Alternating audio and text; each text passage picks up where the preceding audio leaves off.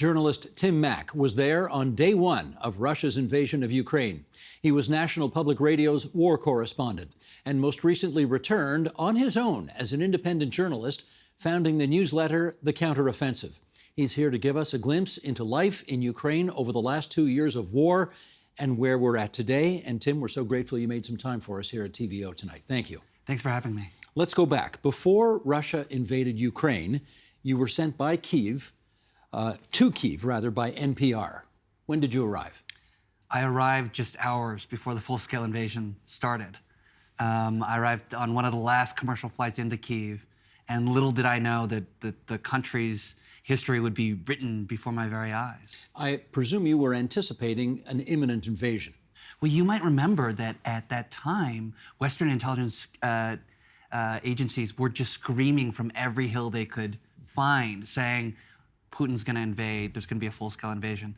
A lot of people, including folks in Ukraine and in Kyiv, didn't take that super seriously. And I remember kind of when we landed, there was even a sense that that it was all hype, that it wasn't going to happen. Mm-hmm. And that changed awfully quickly. There was like an aura of disbelief that this could actually happen in the 21st century in the heart of Europe, and yet it did. Did it shock you when it finally started? It really did. I mean, it shocked me on a geopolitical level, but on a personal level, too. I remember getting up, my editor calls at 3 o'clock in the morning saying, something's going on outside, you better get downstairs. And I remember being so personally shocked by this. I did the only thing I could think to do when I woke up, which is to stand in front of a mirror and brush my teeth. We were worried about all sorts of things like evacuating the city safely and then doing the journalism we needed to do. But I was in such shock that I just stood there and brushed my teeth for a good period of time and tried to figure out my bearings. Make you feel better? I don't know. It was something to do. It was just, maybe it was kind of part of the normalcy of it. I'm sure I wasn't the only person in Kyiv trying to grasp the reality of the situation at the time. When the invasion started, how long did you think it would probably take Moscow to take over Kyiv? Well, the conventional wisdom at the time was that Kyiv could fall in 72 hours. And I remember I'd spent, well over a decade covering national security in Washington, D.C. at that time. And so I was talking to folks at the Pentagon and people in Western intelligence who were sources of mine. And I was saying, should we stay in Kyiv or should we leave? And basically, my reporting from Western sources was, if you stay in Kyiv, you're going to die in Kyiv. You should leave as soon as possible. And so we began trying to both report out the situation. I mean, already within the first few hours of the full-scale invasion, Russian troops were landing at the airport, right on the outskirts, right in the suburbs of Kyiv. So it was a really dangerous and uncertain time, and we decided ultimately to leave the city.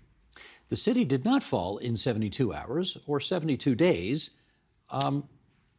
or ever yet. Why do you think that hasn't happened?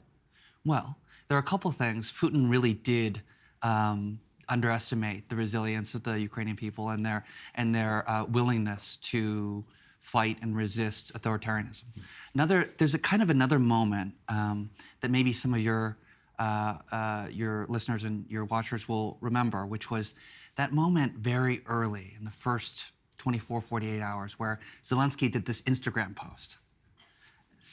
It was this kind of selfie-style video where he was with senior members of his cabinet on the streets of Kyiv at night when the attacks were happening, saying, I'm still here. And it was a message to a lot of people that they ought to fight on, and Ukrainians did. In those early, frantic hours, the Ukrainian military was just handing out rifles to people. People were just rushing to where they thought Russian troops would be, taking pot shots at elite Russian troops. It was a very chaotic time. But what that did was it bought the Ukrainian military time, and it convinced the public that Ukraine was not going to fall, that there was a strong national identity behind resistance, and that there would be value and importance to continuing that fight. As of a couple of months ago, Ukraine says it's looking into more than 122,000 suspected cases of war crimes. And you have spent 8 months investigating one in particular. Tell us about it.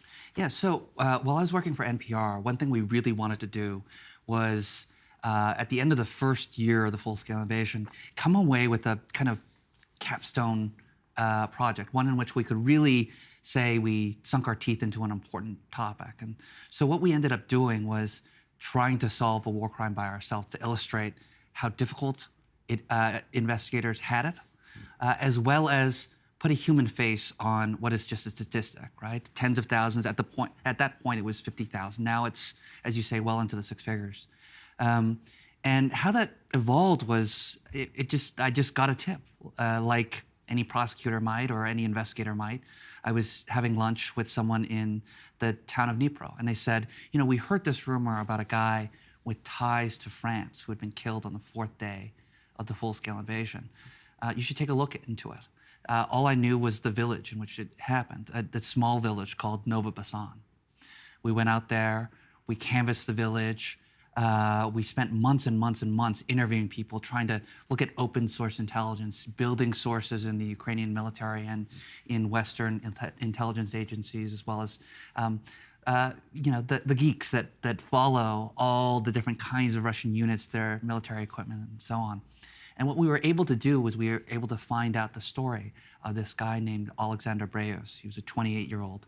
He loved basketball and cycling. He even put out a really awful rap single that we played on the radio. He was much beloved by his fiancée and his sister and mother. And on the day that he was killed, he was trying to evacuate his fiancée and sister to Western Ukraine. He had the misfortune of entering this village that he wasn't from. He just happened to be passing through, just as Russian troops, that column of Russian troops that was trying to encircle Kyiv, he entered this village of Nova Basan just as they were entering.